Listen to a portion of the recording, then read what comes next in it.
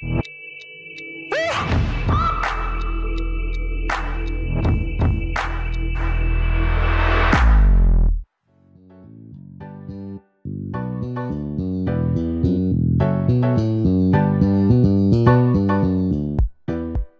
galera, estamos aqui em mais um OneCast, podcast aqui do One Ministério. Tô muito feliz de hoje estar aqui com a Vanessa. Dá um oizinho, Vanessa, pra galera já. Oi, pessoal. A Vanessa é uma líder nossa aqui na igreja faz um tempo que ela tá aqui conosco e ela tem liderado um movimento que tem crescido muito aqui na nossa igreja, dos solteiros que oram, do pessoal aí que tá solteiro, né, e parece que não consegue, só vê gente casada. Isso. E não encontra os solteiros na igreja, não na igreja como em outras igrejas também, né, claro.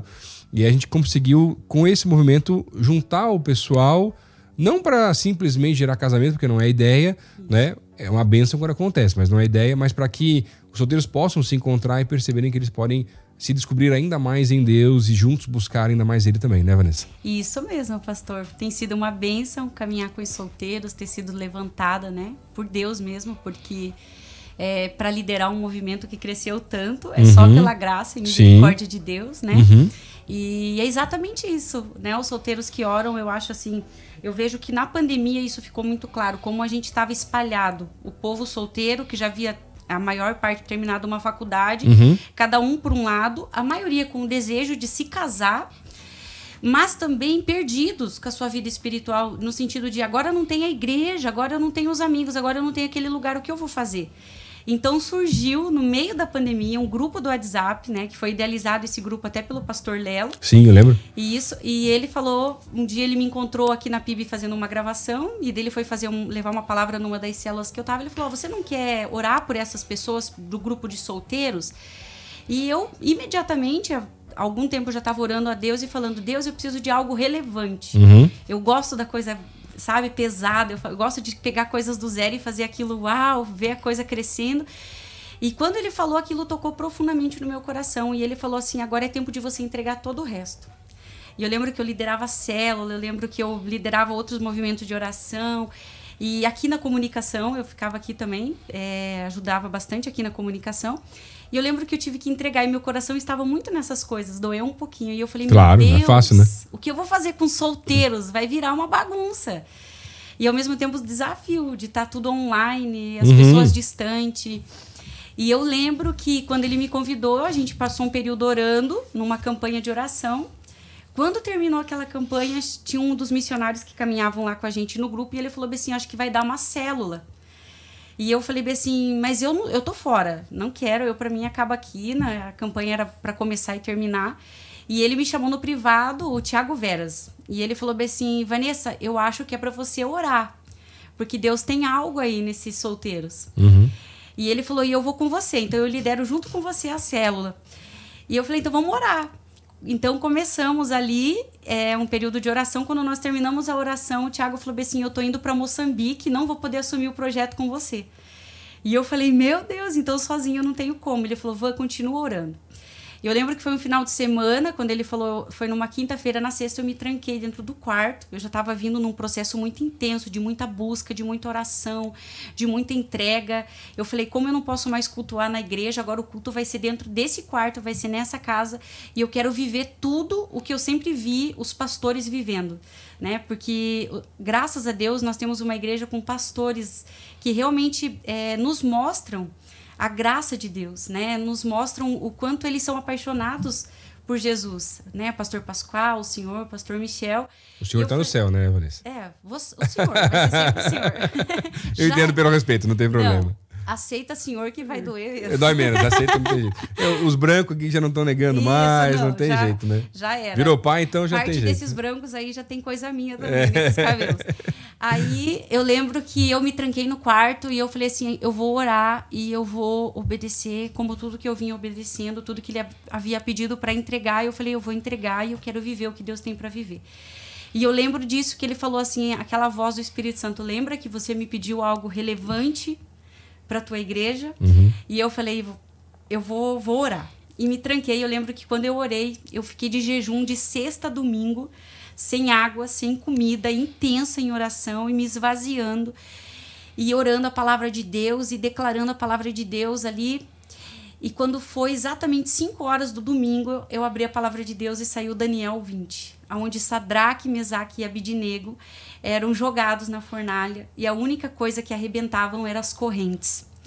E naquele momento o Espírito Santo de Deus me visitou dentro do quarto e ele falou assim para mim: Vanessa, assim como eu estive com Sadraque, Mesaque e Abidnego, eu estou com você. E eu estou fechando hoje uma lacuna dentro da Primeira Igreja Batista. Eu estou com você, se levante. E eu lembro que ali eu caí na presença de Deus e falei assim: meu Deus, mas eu só sou uma mulher. Eu só sou uma mulher e o senhor precisa levantar homens junto. Que tô solteira também. E tô solteira. E eu falei: meu Deus. E ele continuou assim: se levante. Eu lembro que a presença de Deus me queimava dentro daquele lugar. E eu começava a ter visão de pessoas sendo curadas, restauradas, pessoas que o amor havia esfriado, pessoas que não acreditavam mais nelas. E Deus falou: no lugar onde você mais foi machucada é onde eu vou começar a curar uma multidão.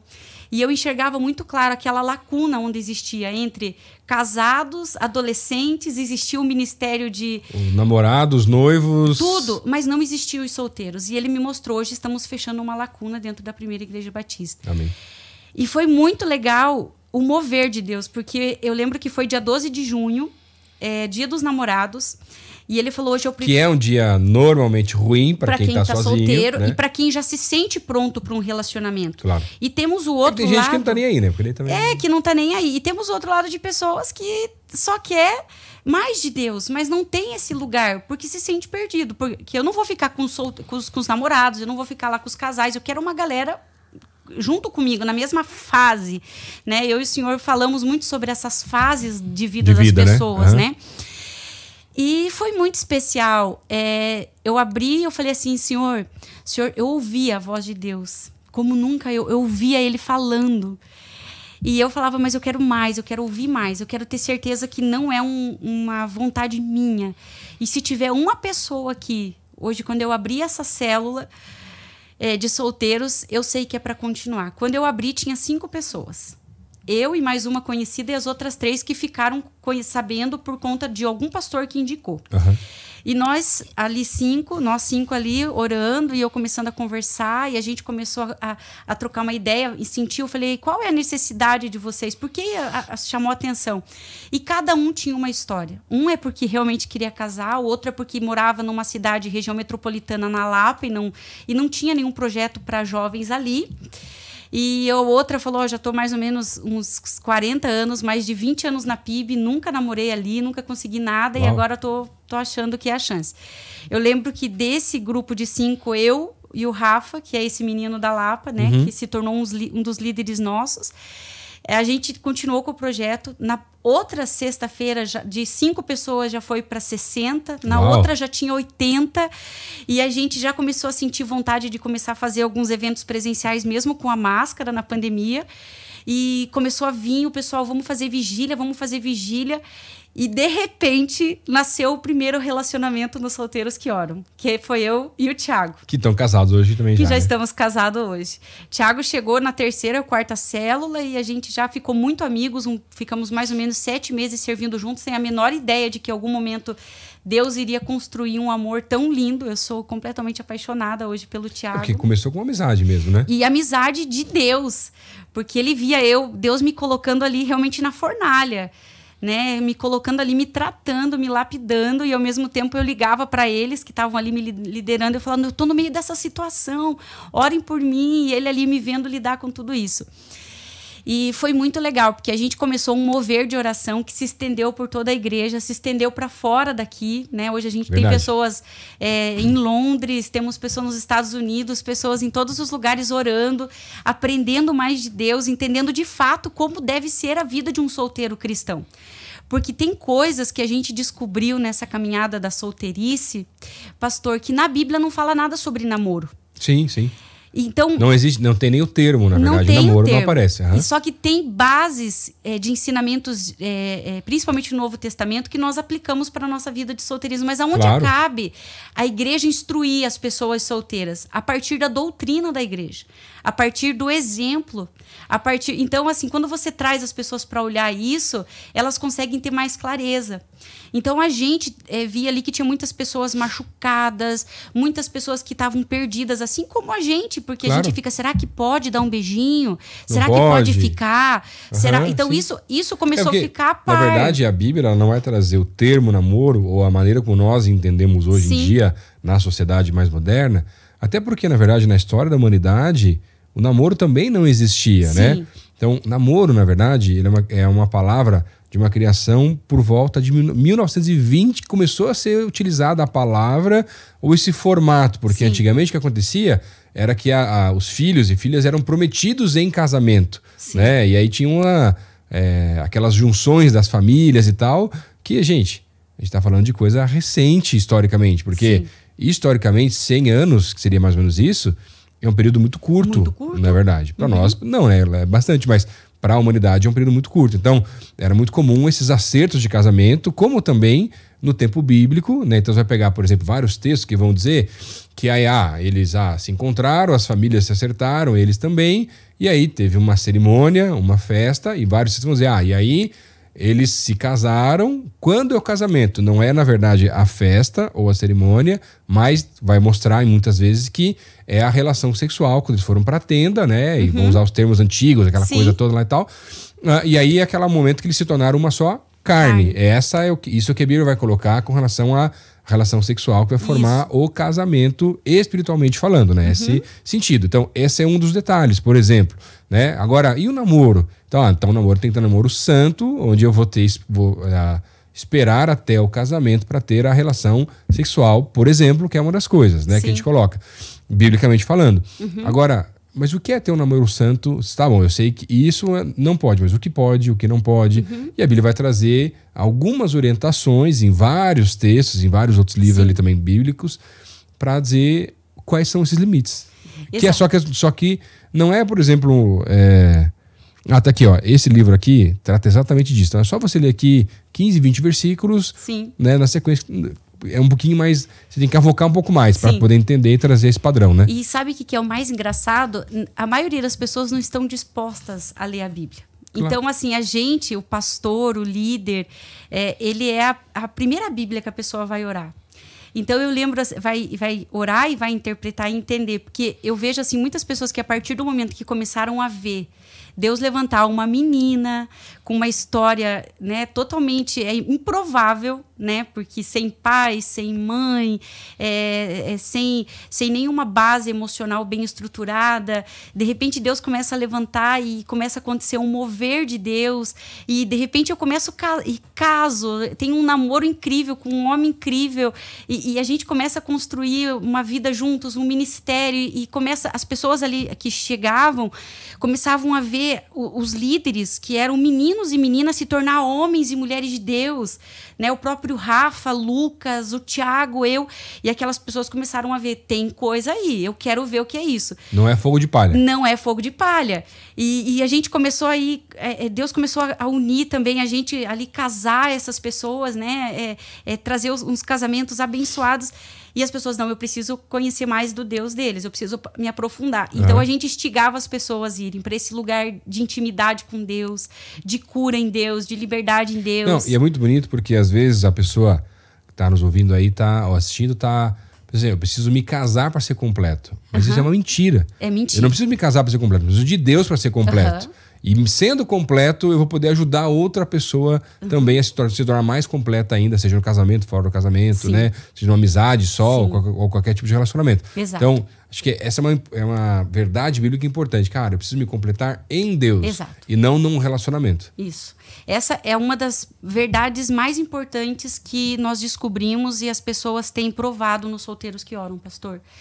Que relacionamento, se você é uma pessoa quebrada, se você é uma pessoa emocionalmente que não tá legal, que tem muitos traumas de outros relacionamentos, porque essa liberdade que o namoro trouxe, né, a partir do momento que surgiu o namoro, veio consigo muitas coisas. E dentre elas, a troca de parceiros, assim, à torto e à direito, né? Falando assim, bem interior.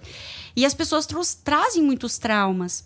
Então, aí, a partir do momento que nós começamos a entender que nós precisávamos dessa ser completos em Deus, dessa cura em Deus, o que Deus quer de mim ainda na solteirice. Solteirice é templo de plantar uma vida financeira saudável. Solteirice, a gente tem mais tempo da gente, cuidar da nossa mente, das nossas emoções.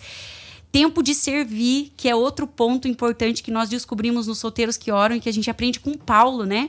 Paulo deixou isso muito claro, né? Que os solteiros cuidavam das coisas de Deus e os casados das coisas de casado.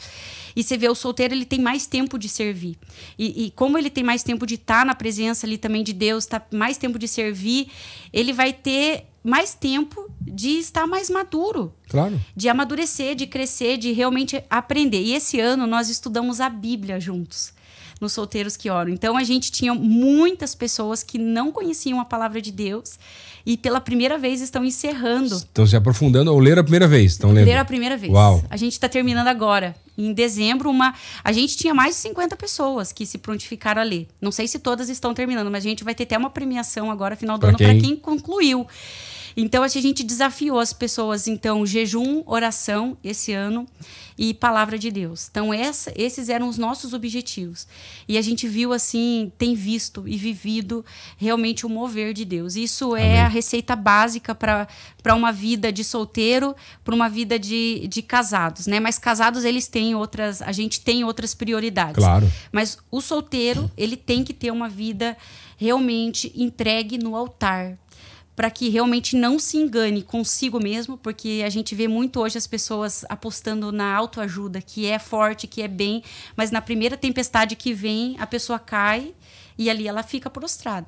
Então, quando você se fortalece em Deus, que você vê que você é muito fraco, que você é muito pequeno e que Deus é quem vai te completar... Eu preciso dele.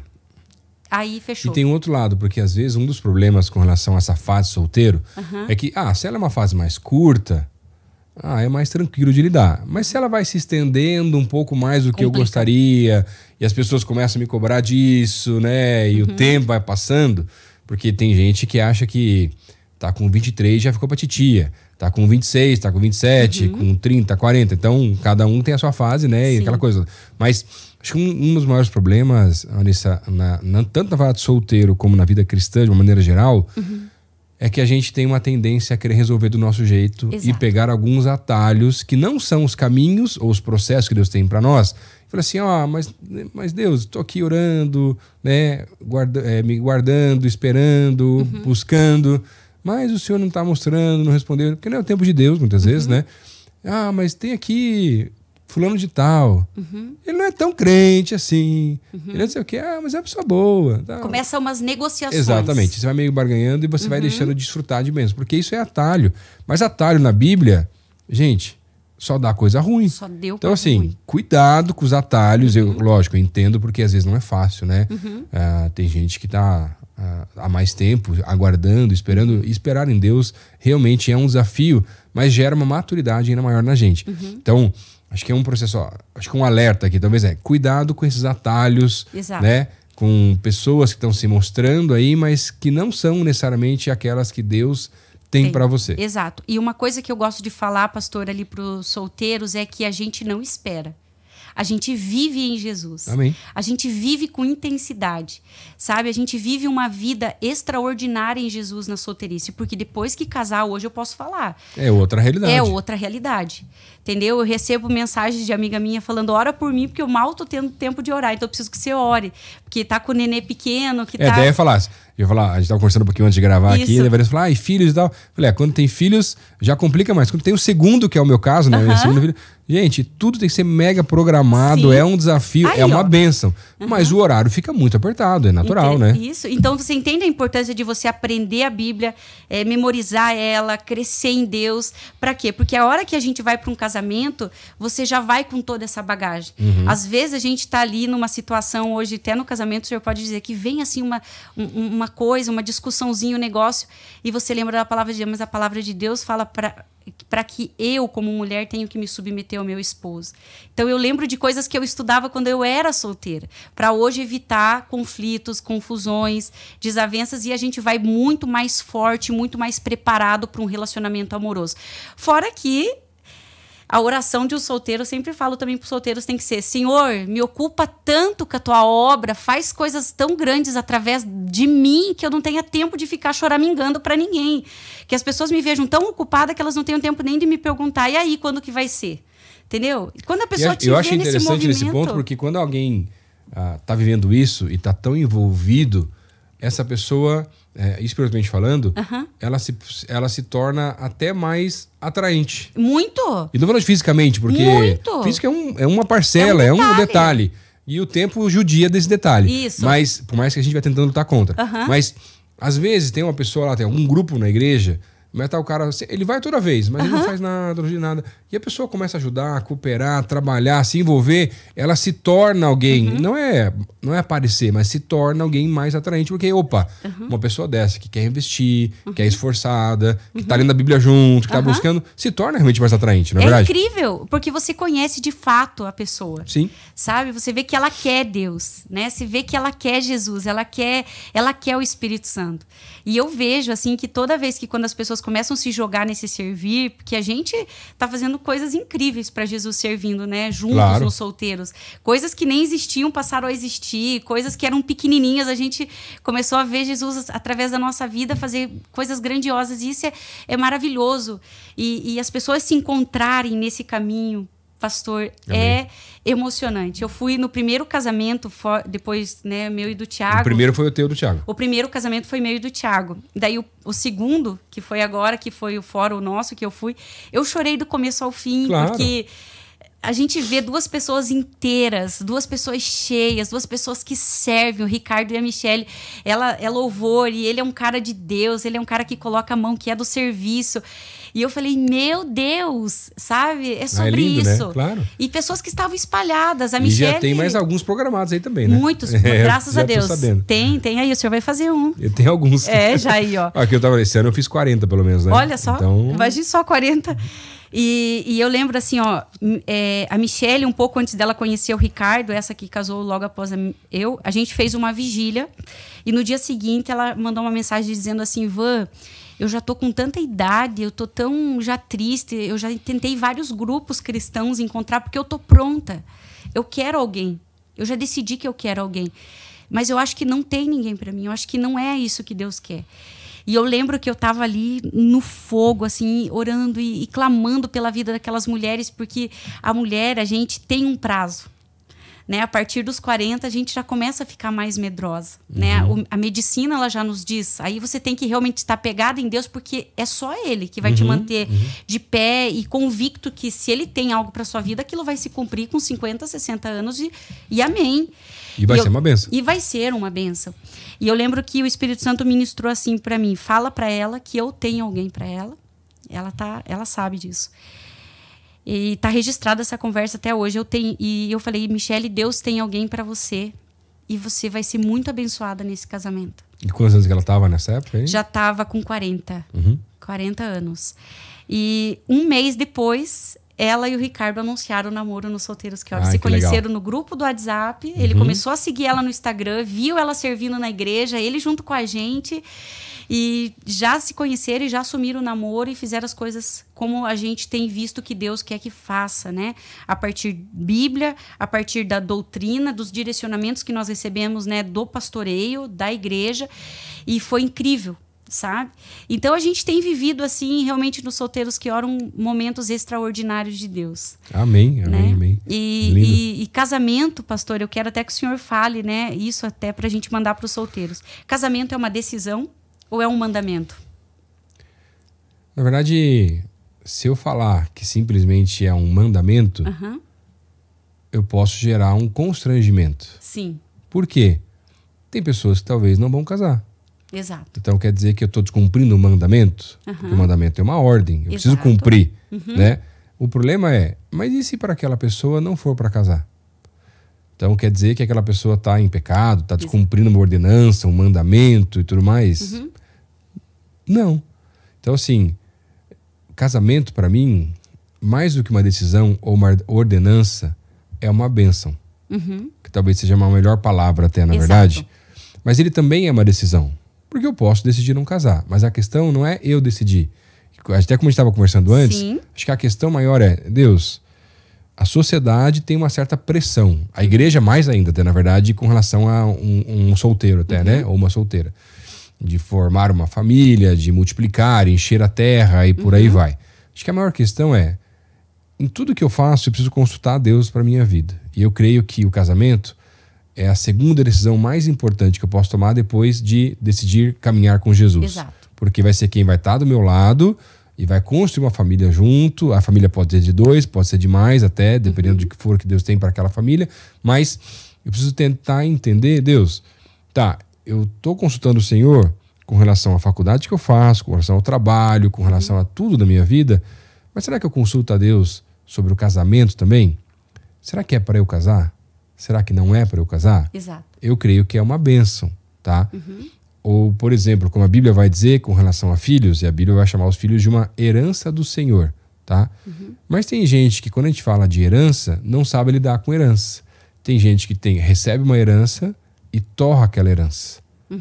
Tem gente que recebe uma herança e faz aquela herança multiplicar ainda mais. Sim. E eu vejo isso com relação a filhos, por exemplo, tá? Por isso que é uma decisão. E aí, eu vejo, por exemplo, um pai, uma mãe entendendo uma direção de Deus, de quantos filhos vai ter, e vê o filho como uma herança que ele vai usar para multiplicar, para que os filhos sejam ainda muito melhores e mais abençoadores do que os pais que eles tiveram, tá? Agora, tem pais por aí que veem o filho não como uma herança, mas como um peso, e que ele vai torrar, gastar, investir pouco tempo, talvez até, só que se isso acontece, você vai perdendo aquela herança com o tempo. Ela continua sempre sendo sua. Ela foi sua por muito tempo, ainda é, na verdade, mas talvez ela não representa mais aquele presente, aquela bênção inicial, talvez, de uma notícia de uma gravidez, por exemplo. Tá? Sim. E aí eu vejo muitos filhos negligenciados pelos seus pais, que aí não conseguem ter uma sequência melhor porque eles foram uma herança negligenciada. Legal. Olha como é forte isso, na verdade. É fortíssimo. Agora, quando eu trago isso para um casamento, a maior referência de casamento que a Bíblia nos coloca é a relação de Deus com a humanidade. Sim. Tá? Então, quando eu olho para isso, eu vejo, por exemplo, um Deus que escolheu ou decidiu se relacionar, criar e se relacionar com a humanidade, não simplesmente com uma força motriz que criou o mundo e largou os seus bel prazeres, mas um Deus de relacionamento. Exato. Aí eu olho para textos como, por exemplo, o texto de Oséias, né, mostrando o profeta tendo que ir atrás diversas vezes da sua esposa, que era infiel a ele e tudo mais, como uma representação do relacionamento de Deus com a humanidade, dessa infidelidade da humanidade, onde Deus sempre está no mesmo lugar, sempre de braços abertos, querendo reconectar esse mesmo relacionamento. E aí uma das figuras do ápice, que a palavra vai dizer, é essa figura do casamento com relação ao noivo e a noiva, Jesus, e agora a igreja, a noiva, e essa expectativa para o casamento. Tá? Então, assim, o casamento ele é uma decisão. Exato. Concordo. Não vejo tanto como um mandamento ou uma ordenança, como a palavra nos mostra. Posso ser alguém que não vou casar? Pode, desde que, se você é um cristão, Deus está te mostrando que talvez você não vai casar. Tá? Agora, mas Deus não mostrou nada. Então, ora, meu filho, deixa Deus falar, deixa Deus revelar e mostrar. Mas por que então tanta gente casa e tão poucos não casam?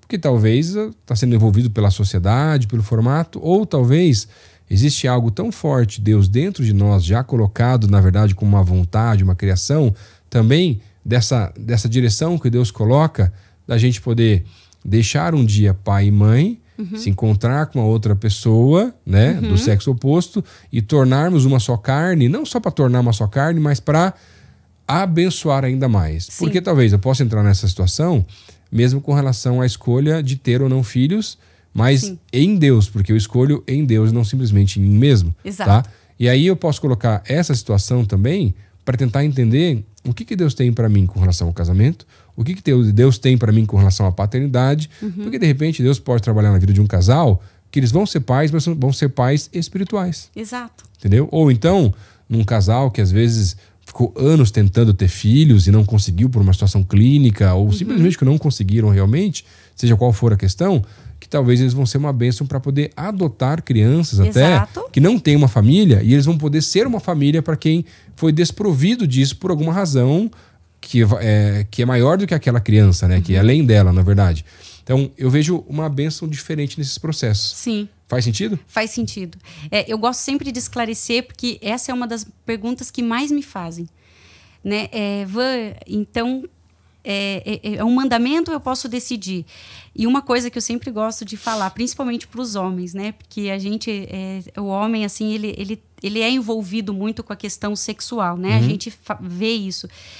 E optar pelo celibato, como Paulo foi um exemplo, né, pra gente disso, é se abdicar, se abster, né? Abdicar, é se abster de tudo, inclusive da sua carne e dos desejos sexuais. Então, ficar solteiro, eu quero ser celibato.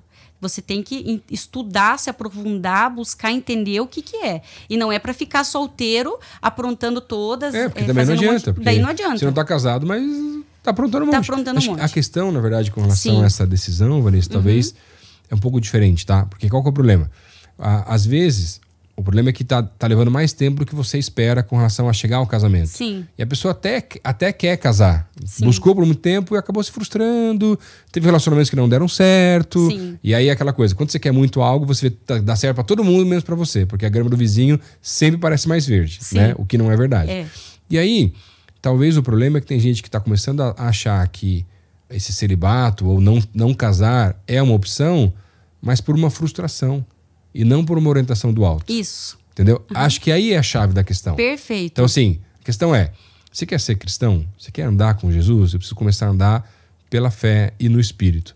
Então, o que Deus está mostrando? O que Deus está falando? Porque, mas se for para casar com 40, com 50, amém?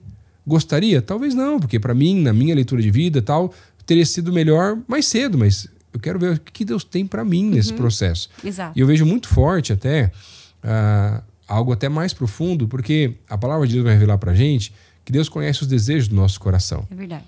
E você acha que Deus, sabendo que um desejo grande do teu coração é um dia casar, formar uma família, seja qual for o número de pessoas dentro dessa família com relação ao casal e os filhos, você acha que Deus vai simplesmente falar, não, então eu não quero fazer? Não é assim que Deus trabalha. Não. Eu gosto muito de exemplificar a nossa relação com Deus com as relações humanas, né? E nessa comparação que a gente tem de Deus como um pai com seus filhos. E como um pai, Vanessa, agora já tendo essa... Por isso que eu te falei até mais antes, né? Da gente começar a gravar, que eu comecei a descobrir Deus de uma maneira diferente, me tornando pai. Uau, né? E acho que num sentido de maturidade em algumas coisas que eu não entendia por não ser pai ainda, né? Não que eu não pudesse conhecê-lo profundamente, que eu já conhecia, mas tem coisas que só consegui conhecer depois de me tornar pai. Então, por exemplo, cara... É uma alegria tremenda, por exemplo, eu ir numa loja, às vezes no posto, abastecer o carro, e eu ver um doce, um brinquedinho, né? Algo que não necessariamente significa um valor agregado tão pesado, mas eu sei que a minha filha gosta. Uau. E eu quero agradá-la. Eu quero promover aquilo que eu sei que alegra o coração dela. E eu vejo Deus da mesma maneira. E ele, só que ainda mais forte do que um pai carnal aqui, né? Um pai nosso aqui, humanamente falando, limitado, extremamente limitado, de saber os desejos mais internos no coração dos seus filhos e querer realizá-los. E por isso que eu vejo que às vezes a maior dificuldade na vida solteira é que eu preciso me descobrir não com alguém, eu preciso me descobrir em Deus. Em Deus. E quando eu me descubro em Deus, Deus vai falar, agora você está mais completo, agora você está mais pronto e preparado, porque também encontrar um relacionamento mas não sendo completo, não estando bem comigo mesmo, a probabilidade de estragar aquele relacionamento é muito grande. É enorme. Entendeu? E é exatamente isso. Uma coisa que o Thiago usa muito, meu esposo, quando ele está ministrando para os solteiros, que eu acho muito legal e eu guardei para mim, é assim, você quer alguém incrível de Deus, que tem aquele brilho do Espírito Santo, você tem que ser também essa pessoa. Se torne alguém incrível, exatamente. Se torne alguém incrível. E olha, eu posso dizer assim, pastor, Deus, ele agiu muito rápido assim na minha vida. Eu acho que...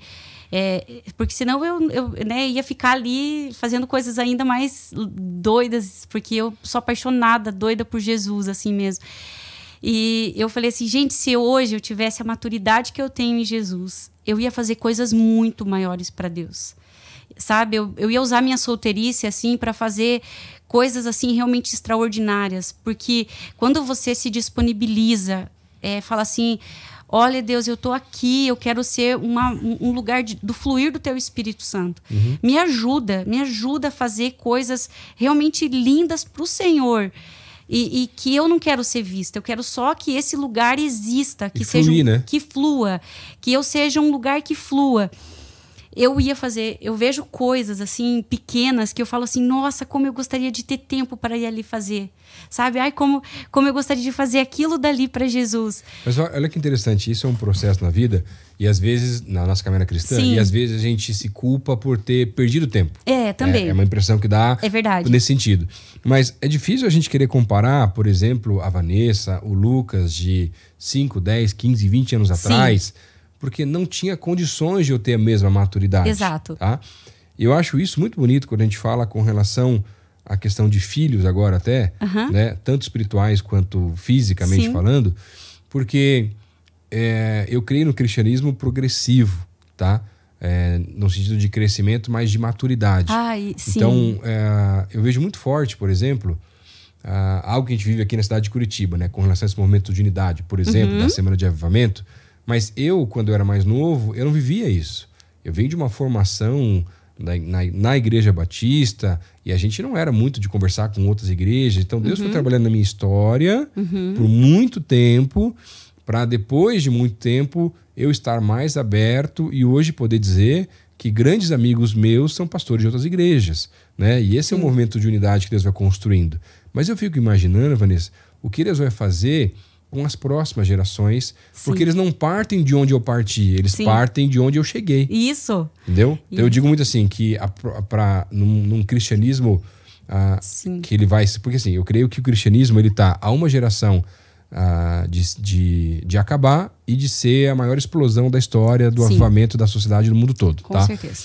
E aí eu vejo assim, não é sobre mim, sobre o meu ministério, aquilo que Deus tem para mim, sobre você, sobre a minha geração, ele é intergeracional. E eu creio que a minha geração precisa ser os ombros da próxima geração. Uau, então eu fico imaginando, por exemplo, alguém que ainda não participa dos Solteiros que Oram, daqui a 5 anos com esse ministério continuando e sendo uma bênção para muita gente, ainda até mais novo, começando a participar. Sim. Entendeu? Exato, eu vejo também. É algo muito maior, Vanessa, Exato. do que simplesmente um negócio que começou, deu um bombom e depois se apagou, entendeu?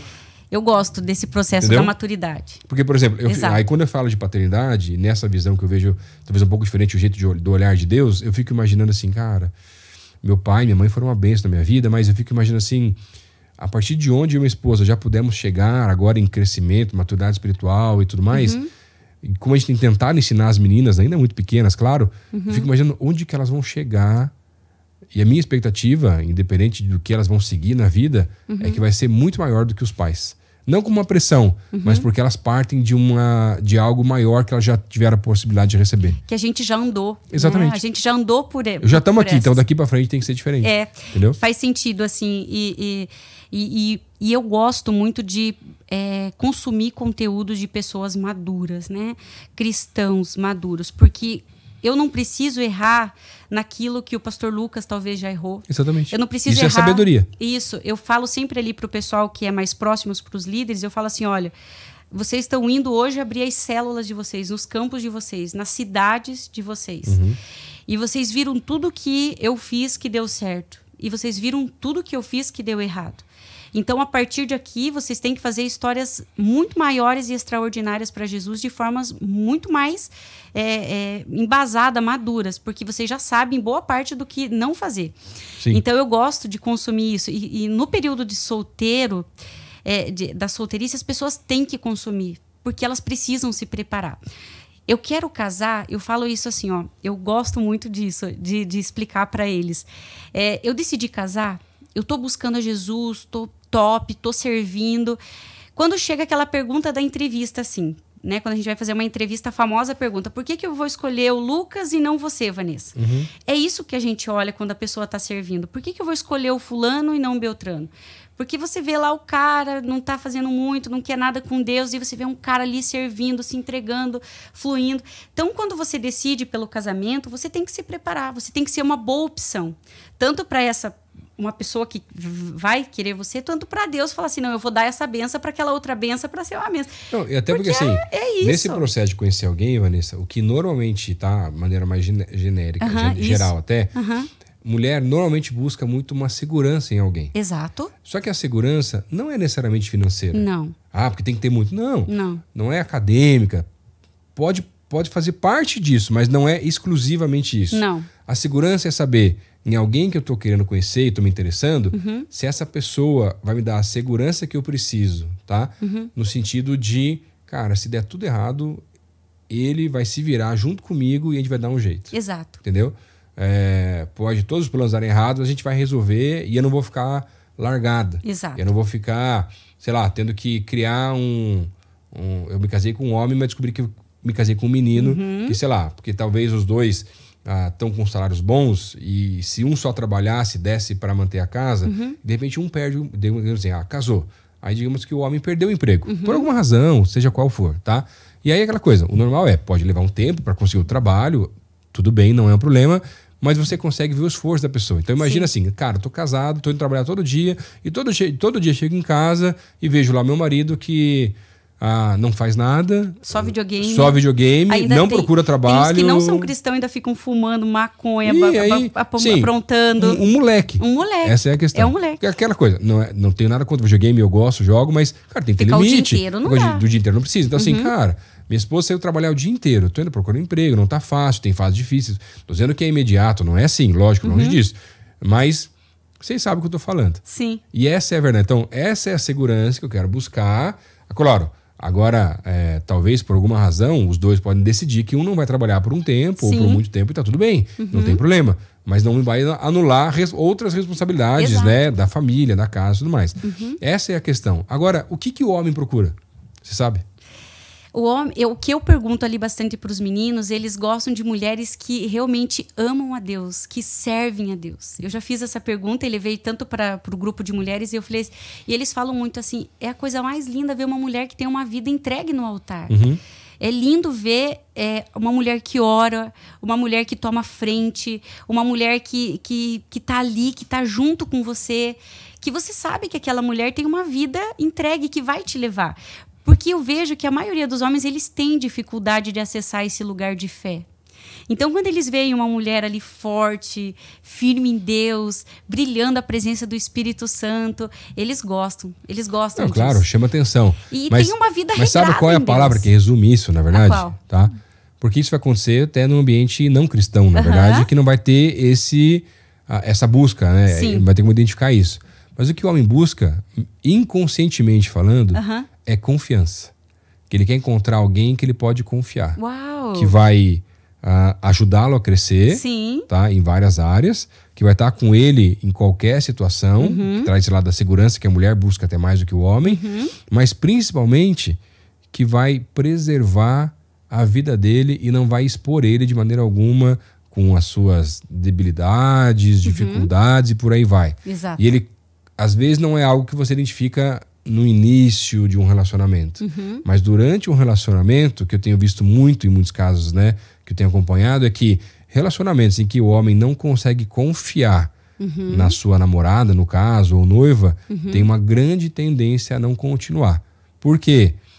Às vezes é um relacionamento que a mulher fica expondo demais o cara em coisas que ele não quer ser exposto.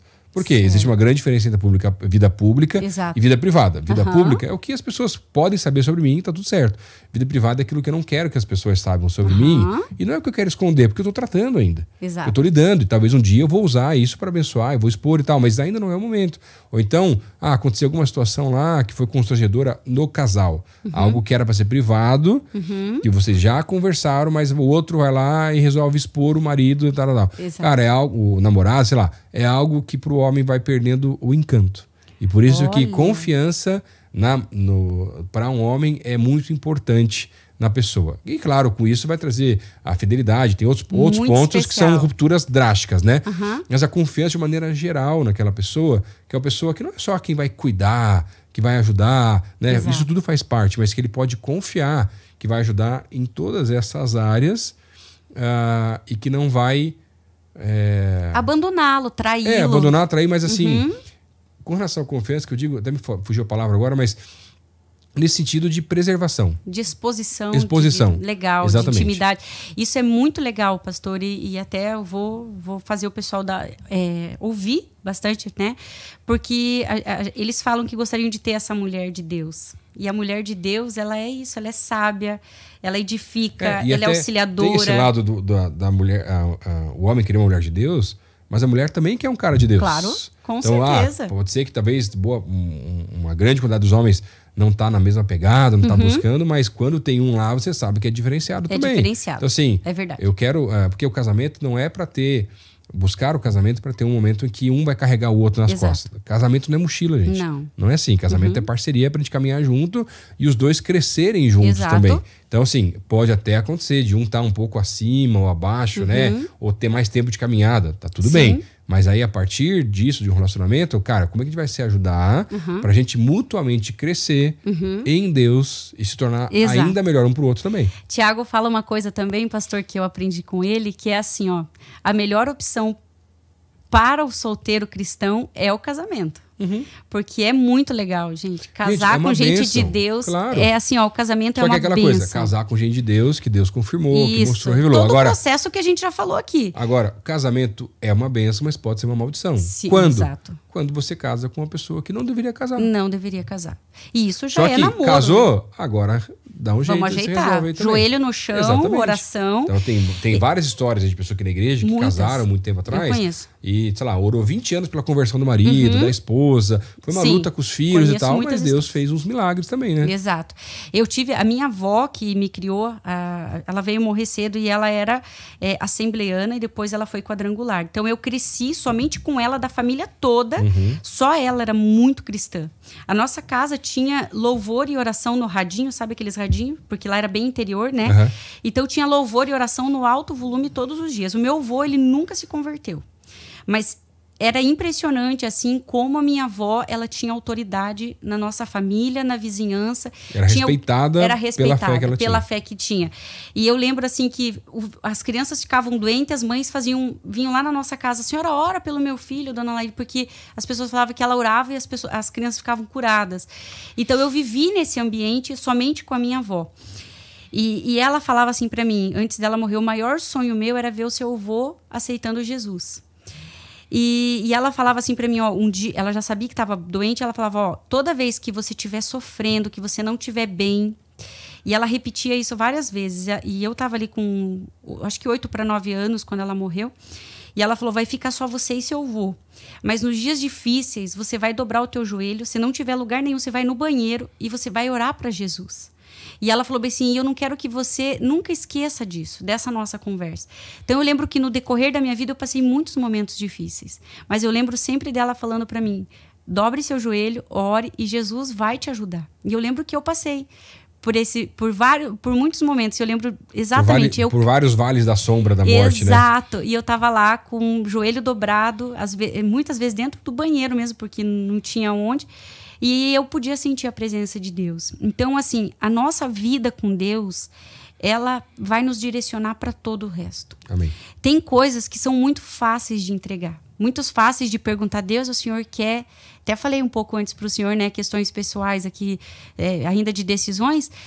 É muito fácil. Deus, eu quero muito ir para tal lugar, fazer tal coisa. Isso é fácil, mas tem coisas que vão ser difíceis. Mas tudo isso se resume em tenha uma vida em Deus. Pouco antes da gente, Deus falar o sim, porque eu e o Thiago, nós oramos por 30 dias. E eu falava assim, Deus, se eu perder o Thiago hoje, ele é meu braço direito nos solteiros que oram. Se eu perder a amizade dele nesse namoro, eu não sei o que eu vou fazer. Então, eu não posso perder a amizade dele. Então, eu falei isso várias vezes. E eu lembro de uma das orações quase perto de terminar, que a gente orou por 30 dias, e o Senhor respondeu no dia 31 de outubro. Fez 1 ano. E no último dia do mês, o Senhor nos respondeu. E eu lembro que uma semana antes... Que bom que não sou só eu. Deus fala muito comigo normalmente nos prazos finais, acréscimo, segundo tempo. Porque a gente é acelerado, né? Você sabe, né? Eu sou uma pilinha. E ele trabalha até o último momento. Você vai aprender a ser paciente, Vanessa. É verdade. Eu dou trabalho para ele. Mas graças a Deus que ele não desiste de nós como pessoas, né? Glória a Deus.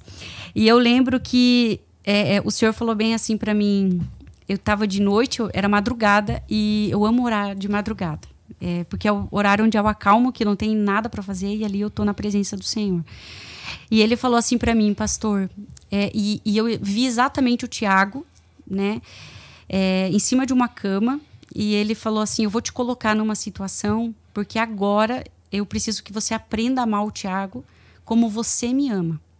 Nunca vai ser o mesmo amor, né? Mas ele falou exatamente isso.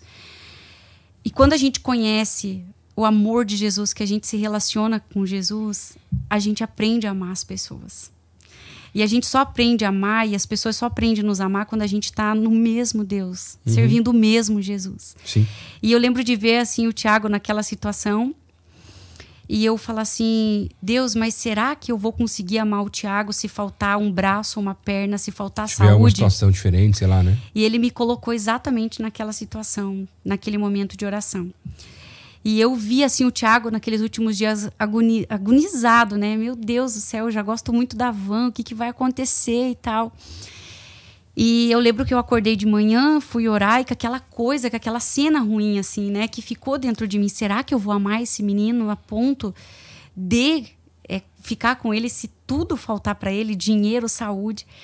Não deu outra, pastora. A gente veio pro culto, a gente estava sentado, o Tiago pegou e falou bem assim, Van, eu preciso te falar que meu maior medo, até hoje, eu tô com 30 anos e eu não casei. O Tiago é filho de pastor. Pastor, ele cresceu na igreja, viveu, ele nunca viveu, ele nem sabe o que é uma vida fora da igreja. E ele olhou para mim e falou, meu maior medo, eu fugi do casamento até hoje, porque eu tenho medo de ser abandonado. De não ter uma pessoa que fica comigo. Nos perrengues também. Se me faltar saúde. E eu falei para ele assim, Tiago, na madrugada dessa semana o Senhor me colocou exatamente nessa situação. E a resposta que eu tenho para você é, eu tô com você. Amém. Independente da situação, eu nunca vou te abandonar, porque eu amo Jesus. Um Jesus que eu vi sangrando numa cruz. Eu amo Jesus, um Jesus que deu a vida por mim. Eu vejo um Jesus que me fez totalmente, eu era improvável, e ele usou a minha vida, e ele me faz me sentir especial para ele todos os dias. Amém. E é esse amor que eu aprendi a ter. E eu amo você. E se ele falar sim, eu tô com você. E eu lembro que daí ele falou, nossa, eu preciso que isso seja um sim, né? Vai orar então. Vai orar. Passou uma semana, a gente começou a namorar e logo casamos, e hoje temos vivido uma história assim, graças a Deus, abençoada em Jesus. Amém. Então, servir os solteiros que oram tem sido assim, onde está o nosso coração, onde está a nossa vida. A gente é apaixonado por esse ministério, nós dois. Eu mais que ele, né? Eu sou apaixonada, eu amo ver o que Deus faz quando as pessoas se disponibilizam. Eu sou apaixonada. Só posso dizer assim que foi realmente e será para sempre um privilégio ter vivido tudo o que a gente tem vivido, sabe? Não só na nossa vida como hoje casal, mas antes como solteiros, né? Nós éramos meninos ali, crianças, e a gente vê Deus trabalhando e transformando a gente em homens e mulheres de Deus, e ver a presença de Deus nesse lugar, sabe? Agora a gente está fazendo uma confraternização, né? O senhor está convidado para ir, hein? Vê aí se pode ir dia 2 de dezembro. Eu vi ele já uma também. Confraternização de solteiros, se o senhor e a Eve quiser ir, estão convidados. É uma confraternização que a gente está fazendo para reunir todos os solteiros, porque grandes coisas fez o Senhor por nós. Por isso estamos alegres, claro, né? Essa é uma passagem de Salmos que tem falado muito ao meu coração. E esse evento foi vindo de um retiro que a gente tinha ido. Eu estava dentro do avião e estava todo o time do Coritiba lá dentro.